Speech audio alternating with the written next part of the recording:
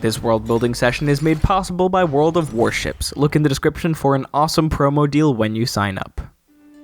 I was casually looking around at regional Dungeons and Dragons maps, and I always came across this one weird thing.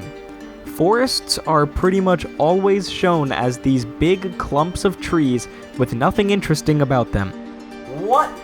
Forests are super interesting. They're much more than just blobs of trees and whatever human landmarks exist there. So today let's do a challenge that exposes how cool the unturned and unappreciated aspects of world building can be. Let's build a small woodland area on a large scale like it's the entire world map. If you like world building in gaming, like and subscribe to Stoneworks World Building, and check out my Patreon for extra content, and my Minecraft server because everyone there is really cool. Okay, so the premise of this world that I've created is that there was once a race of giant creatures here, but they died off leaving only their earthworks and their garbage. This woodland grew up and became old with many animals, and then a legendary event happened where this lake became the center of a force field that repels woodland predators. At the beginning within this force field there was a massive heat wave that caused multiple fires and killed a bunch of the animals, but that was several decades ago. Without the stress of predators, the mice living here became more sociable and intelligent, and now there are multiple civilizations here hugging the lake and its rivers. With this focus of controlling the water, let me introduce our awesome sponsor, World of Warships. This is a free team-based naval battle game for PC that really tests your strategic skill against players from all around the globe. They have over 400 beautifully rendered historical ships that you can customize before you enter into the naval arena. You think you could have won the Battle of Midway as Japan? Time to put that to the test, bro. With tons of different maps, weather conditions, and team arrangements, you never know what your next battle will bring. You can stack your team with agile destroyers, tanky battleships, jack-of-all-trade cruisers, and aircraft carriers that control the sky. I really like being in the support role with the aircraft carriers, but last time they caught me alone off guard with a destroyer, and he really screwed my ship up with hit-and-run tactics. This game has been a big inspiration for when I world build naval tactics, so register today at the link in the description. Get a huge head start there by entering the promo code BOOM. It comes with 200 doubloons, 2 free ships, the St. Louis and premium Emden cruisers, 20 Restless fire camouflage, 2.5 million credits, and 7 days of free premium. So thank you so much to World of Warships for making this world building possible. Check them out below. Now, let's continue on to strategic geography. So first, let's just go over the map for a little bit. In the middle, you have the Kota, which is a lake where the force field that keeps predators out originates. To the south and the west of it, you have this region that is full of rivers and small ponds that connect to this lake. But around these ponds, you get a series of swamps that are all connected.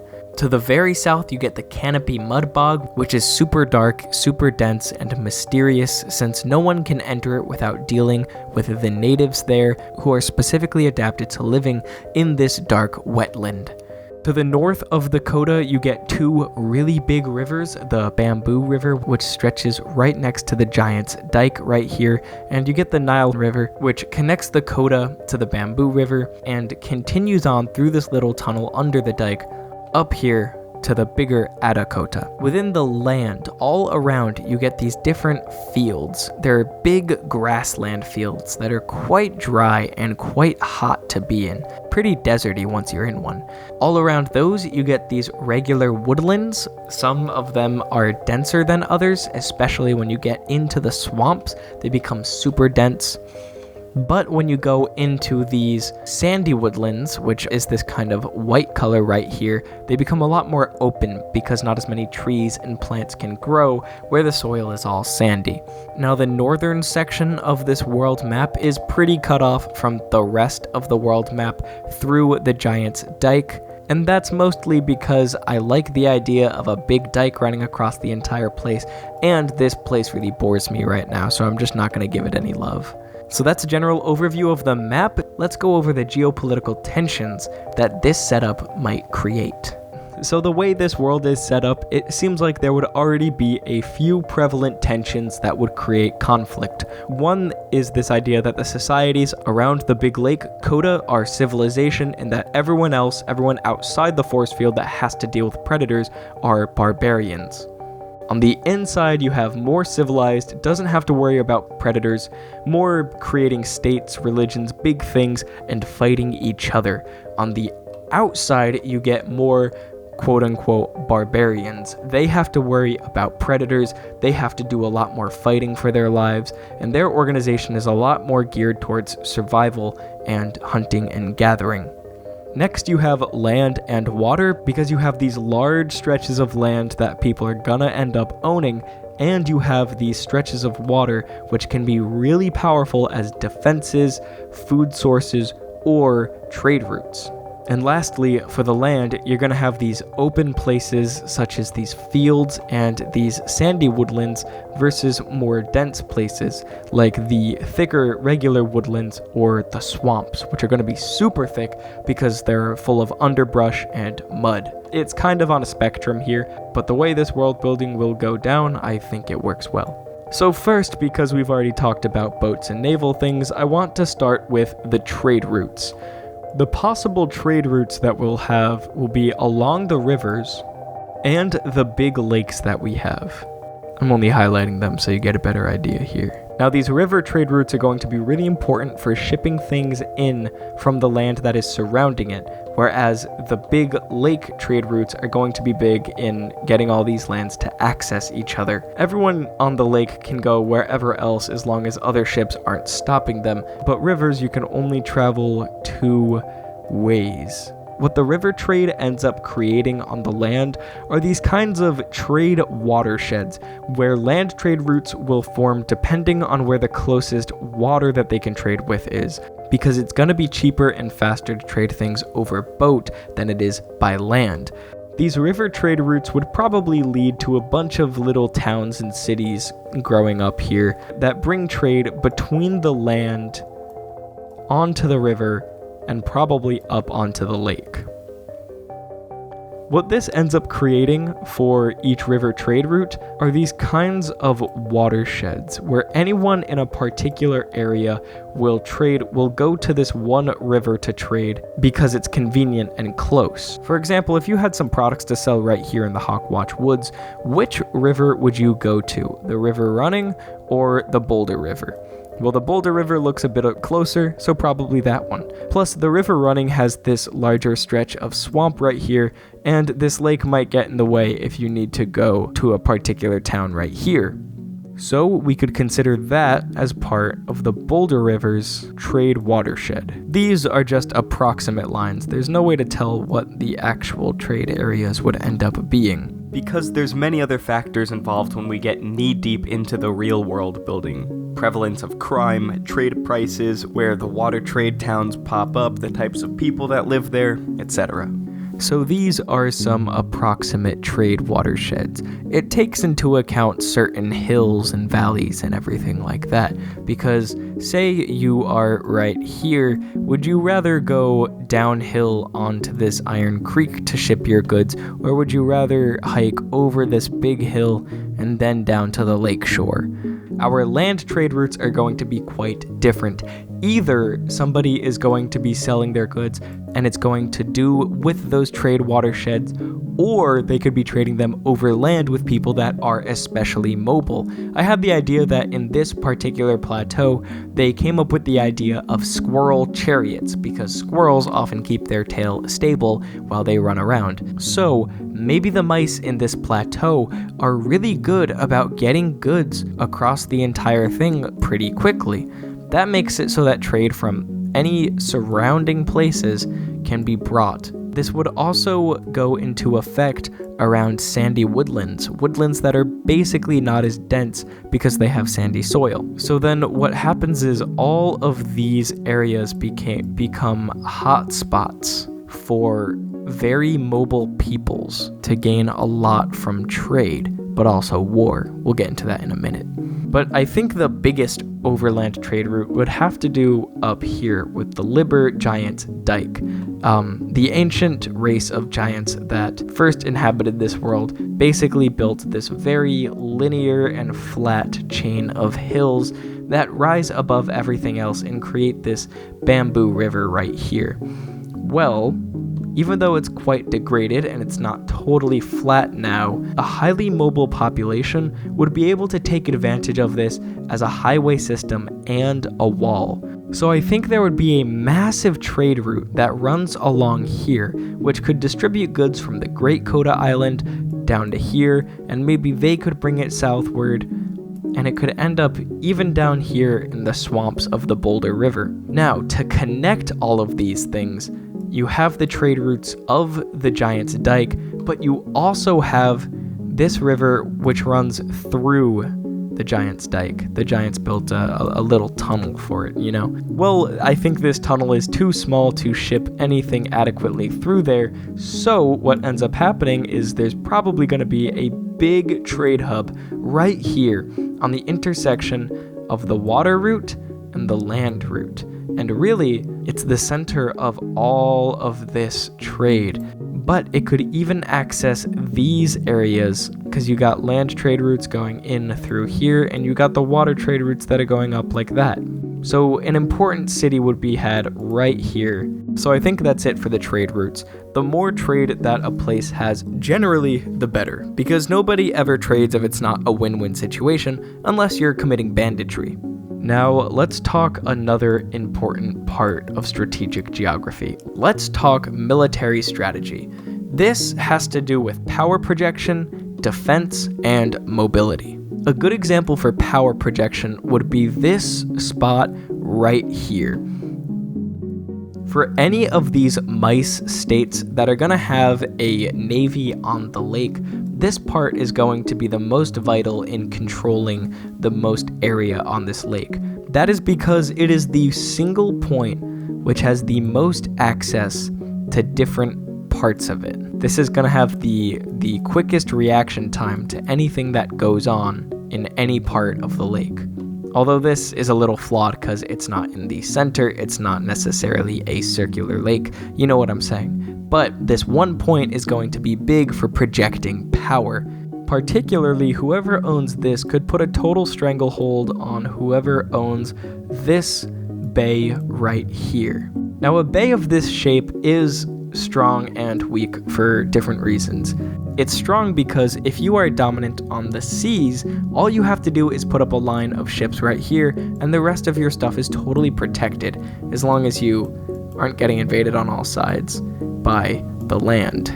So maybe make your town on an island out here, pull a little Venice, and then you'll be good. You'll just have your boats circling around. But actually, no, I was wrong. It's weak for the exact same reason. All you have to do is put up a line here, but all your enemy has to do is put up a bigger line right next to it. And if you live up in here and you're reliant on the trade from the rest of the rivers and the lake, you're not going to have a good time with all of your trade cut off. That's why this one part is extremely important. Sticking with the water theme here, the rivers that we have are all very defendable. This kind of natural boundary makes it harder for armies to cross, and therefore makes it harder for someone to invade you. So if you lived smack dab in the middle of this really rivery region, it's not going to be super hard to defend your territory if there's an invading army. If there's an invading army and you lose a battle on the river and they get to the next one, then you have another river there to defend you, and you can try to battle them there. Of course, it's probably not going to work out that way every single time, especially if they have boats or anything coming up the river, but it still acts as a defensive boundary and is incredibly useful. The same goes with ponds, even larger. Now, for the biomes, the swamps and woodlands that are here, the swamps that are the dark green and the woodlands that are the light green, are going to be pretty difficult for an invading force to come in and take entirely. Now, we're talking about mice here. That's the prime race, the sentient main character species that is in this world. So they're going to be able to climb up trees and stay in there while an invading force comes in. So I imagine we'd see a lot of warfare involving dropping things on the mice that invade, and maybe even some Star Wars Ewok tactics. Who knows, that would be fun with mice, right? Okay, maybe not. But still, the denser the area is, if it's a swamp or it's a dense woodland, like right here, the lumberyard wood, it's not going to be easy for a larger force to come in and take it, because they're going to have more hurdles even marching through the area unless they already have cleared out paths, which they will. But then guerrilla forces can go into the woods and kind of keep them occupied that way. Next, let's move on to the terrain. First is the Wolf Ant Hills, this large, basically mountain range of sandy wood hills that are covered with giant ants that are super vicious. Basically, it's my world building excuse so that I don't have to worry about anything coming in from the east unless it's convenient for me. You know, just like a good world builder does. Now, over here, I think, is one vital part on the lake. This one large hill lies at the cross point of many regions. You have this swampy woodland valley right here, you have this hilly region that has a bunch of plateaus right here, and then you have the lake to its south. This one hill is going to be big in projecting power wherever you're trying to go. On land specifically, but like if you have this hill and there's an enemy city down here, you know what you do? You go. Now these other hills can do the same thing, but this one big hill has a bigger advantage over these other hills. So for that, basically every hilly ridge should be outlined on this map. Let me do that real quick.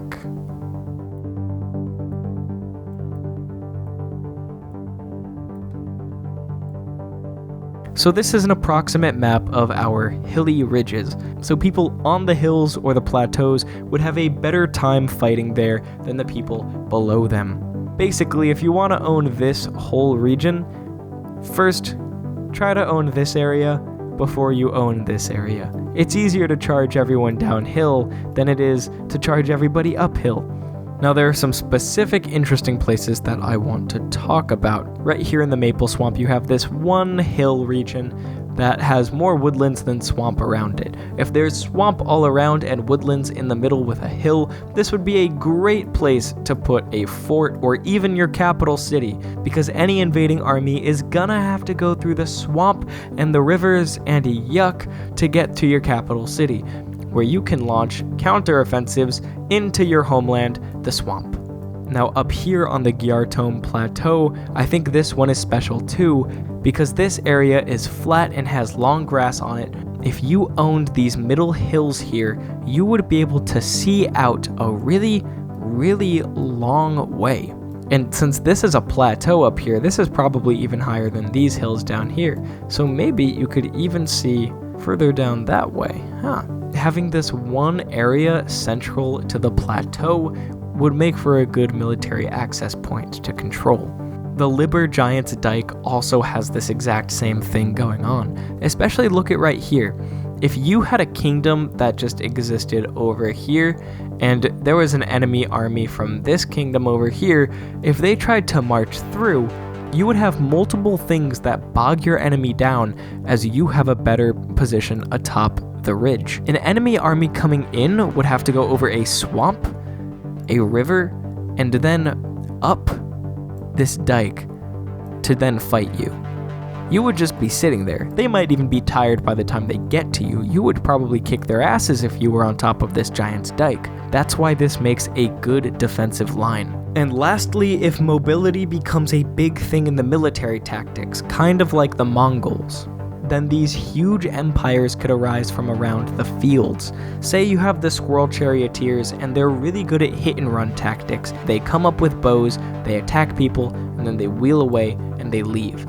All because it's open ground that they're running over. Now, what does this mean for the other places that aren't their homeland? Now, if it's hilly, it might be a little bit harder, but as long as it's open, these kind of tactics still work. A sandy woodland grove, I don't think they'd have a problem with either, as long as the trees are kind of spaced out, but their mobility would still work to their advantage in these rather open areas.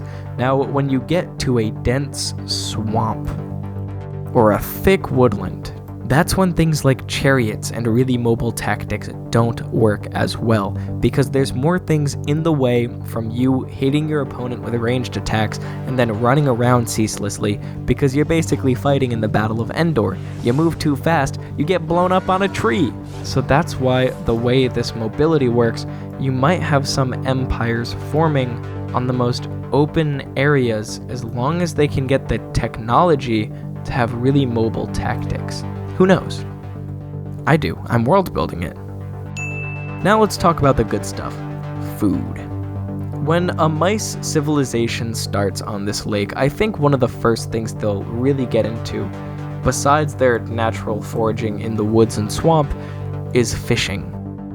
Once they figure out how to fish, that's when I think communities can first pop up. Kind of like Norte Chico in South America. The first settled peoples were a fishing civilization. So in the swamps, on the rivers, and among the islands, you might get people who are bouncing back and forth looking for fish to eat. That might be some of the earliest powers that you get that are settled. Next, I was thinking about agriculture, and I couldn't decide if a field or a swamp would be better for food output. In real life, wetlands are super biologically diverse.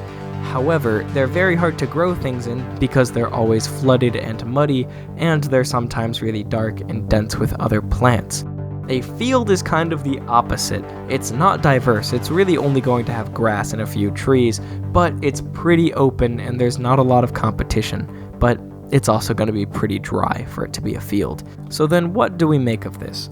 Well, this really wet, low in the ground environment would actually be really good for rice cultivation. So let's say there's a parallel to rice in this world that the mice eventually discover, and then the swamp areas can get really far into food production, and you can get some big populations that way. That is one reason why China and India have really large populations, because of the population dynamics that rice cultivation brings with it. Now the fields, I think, are still going to be good. They're still going to have output, but it's going to take longer, especially since there's very little irrigation that can be had. The only one that's going to happen is going to be on this pond and this river right here. So the fields will be pretty important for agriculture. They'll create these grass seeds that the mice will definitely enjoy eating. They might have to move around like nomads, creating different farms and domesticating and herding animals around these fields. However, up here I decided to add the equivalent of cliché world-building volcano with a big pipe that's on fire at the top. What this basically did was ruined a bunch of the lands where the wind would blow most of this fire, but on the other side, you would get only occasional fires in the field that is below. So for generations, this grass has been burnt and regrown over and over. So what you get is this black soil with all of these grasses just burnt into it, all those nutrients. And the grass in turn may have learned to sprout their seeds quicker because the fire's just going to come take them out. Might as well get it done early so that doesn't happen. So with the Black and Forth field, I think you'd get even larger food productions than any of these other areas that are just field-like. So really, I think the biggest food producers in this world are going to be the coastal swamps and rivers and this Black and Forth field.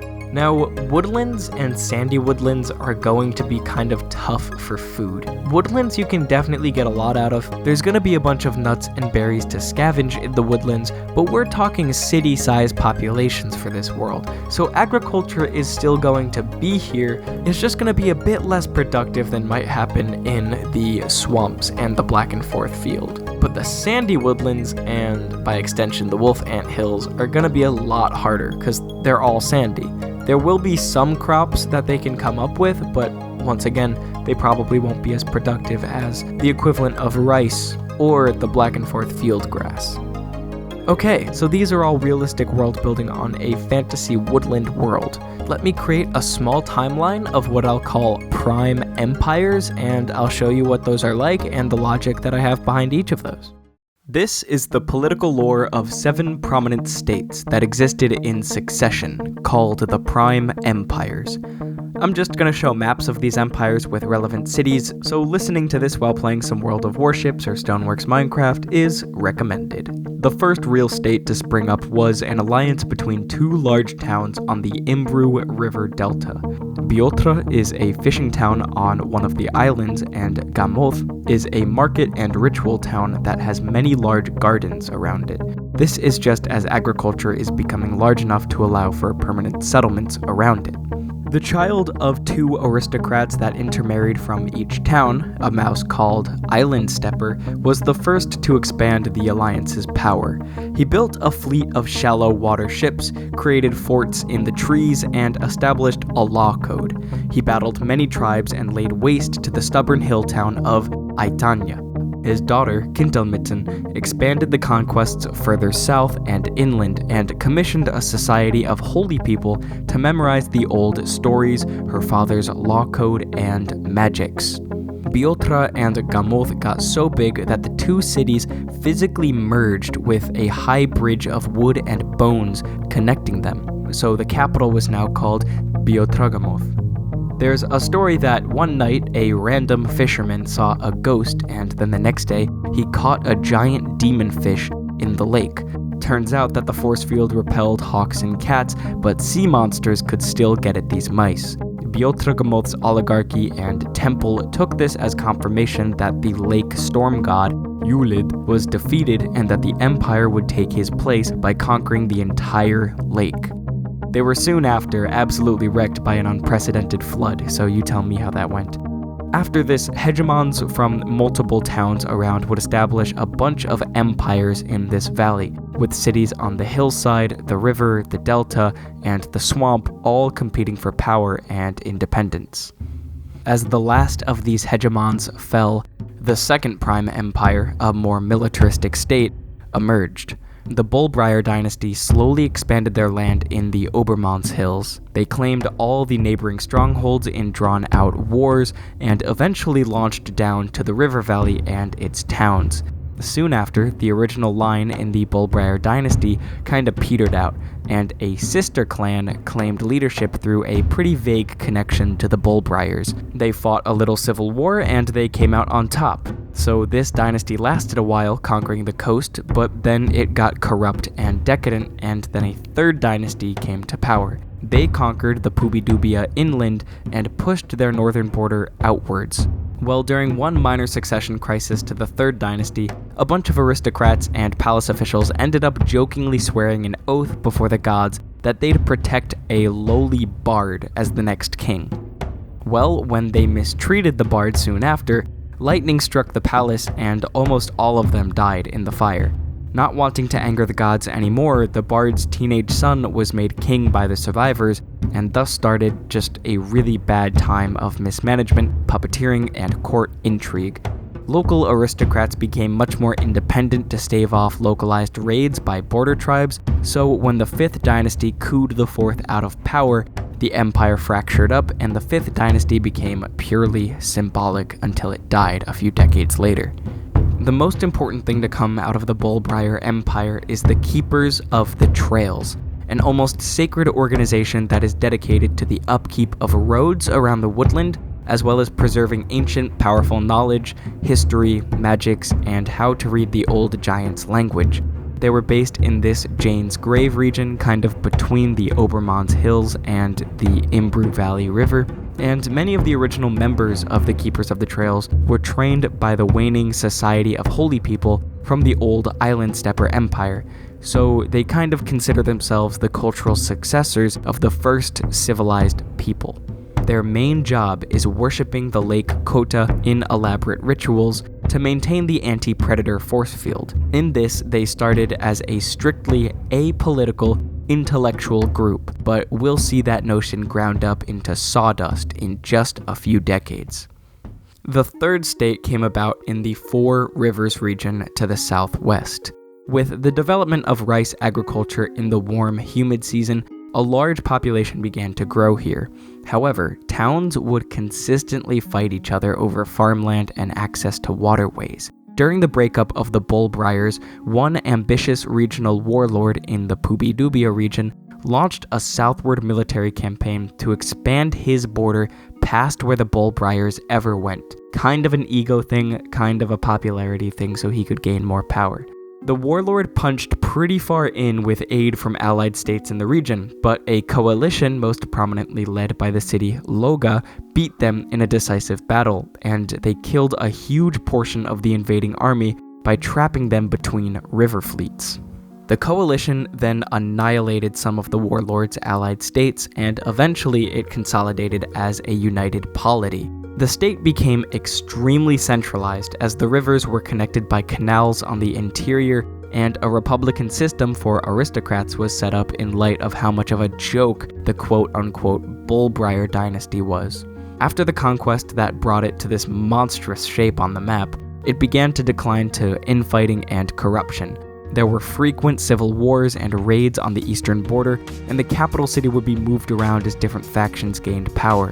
Loga was even sacked and burned by a tribe who crossed the Boulder River. However, this state is still the longest lasting of the ones I'm showing you, going as Prime Empire for over 80 years, about 10 mouse lifetimes. But it would be constantly harassed by the next empire, its territory falling to just between the Black Pool, the Pubi-Dubi River, and the Boulder River.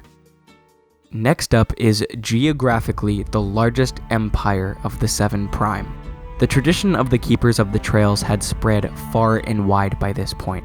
They held that a savior mouse traveled all 3 kotas, all 8 rivers, into the underworld and back out, and then sacrificed himself. This supposedly created the anti-predator force field. Now, a leader from the Gyartom tribe named Palaishaza changed this narrative to fit his world much more. He reinterpreted the savior as being a nomad, made the mythos more land-oriented, and most importantly, he claimed that his people were the true inheritors of the savior's gift. After a few wars, he united the whole field of horizons and went on to conquer all around using superior mobile squirrel-riding tactics. They focused a lot of energy on the Giant's Dyke, being the first state to control a large portion of it all at once, including the crown jewel, the trading city between the water and the dike, Elia. During these conquests, the Keepers of the Trails played a pivotal role in organizing resistance at the Nile River, successfully keeping the Gyartom out of that swamp. With or without the northern swamp, the Gyartom committed a lot of bad war crimes when conquering new lands, so this empire stayed whole for about 15 years, a little bit shorter than 2 mouse lifetimes, but then it fragmented into 6 competing states. The 5th Prime Empire expanded on a similar model of mobility tactics, but it also featured a much more brutal society. It started way out in the Three-Hand Tree Hills to the very west. The tribe there conquered the Blackenforth Field and enslaved its population into farming the land. But since this is far from the lake, the military aristocracy had to constantly fend off hawks and cats from the population. What this ended up creating was a hyper-militarized society where war chiefs would race to conquer and plunder surrounding lands. And there was an actual race to see who would kill and conquer their way to the coast first.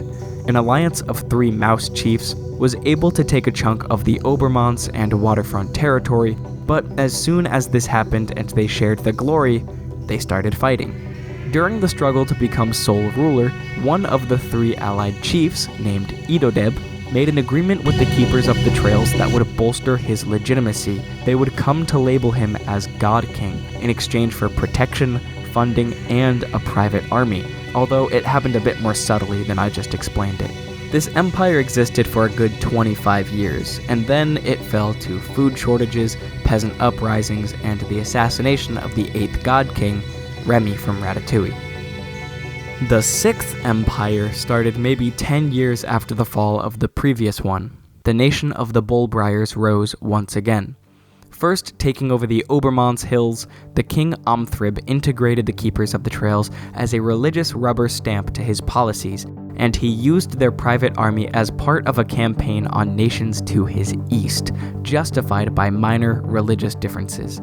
They fought and conquered the heathens all the way to Adakota, the large lake past the Giant's Dyke to the north, and then they turned around and then continued on the western side of the empire. King Omthrib was a brilliant military commander, but a terrible statesman. He appointed unlikable and unpredictable people to govern the new provinces, and didn't give them much military or legislative power, so they couldn't challenge his rule. Well, he gets surprised when tons of people successfully overthrow these tyrants, and he personally has to go play rebellion whack-a-mole with half of his captured lands. Omthrib is killed on this re-campaign, and his son spends the rest of his life playing rebellion whack-a-mole with some success before dying of disease.